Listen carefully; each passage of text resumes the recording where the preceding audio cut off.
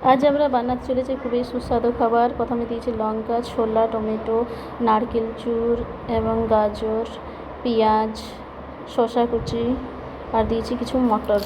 ঠিক আছে, দিয়েছি একটু আচার আর দেব চানাচুর এবং দেব সরষের তেল। এবার দেখো মুড়ি নিয়ে চলে এসেছি, তার মধ্যে চানাচুর দিয়ে দিয়েছি। এবার এক এক করে সব দিয়ে দেবো। আমার ছেলে তো আগের থেকেই উৎসাহিত চানাচুর খাওয়ার জন্য।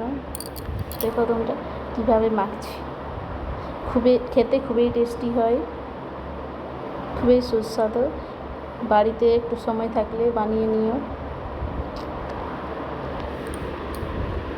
এক এক করে সব দিয়ে দিয়েছি। তারপর আচার দিচ্ছি, দেখো অল্প একটু দিচ্ছি যাতে টেস্ট ভালো হয়।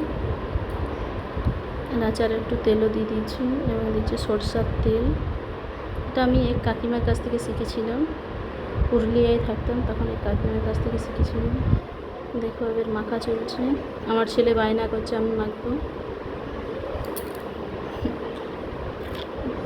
দেখো মাখা চলছে, খুবই টেস্টি। ভিডিও ভালো লাগলে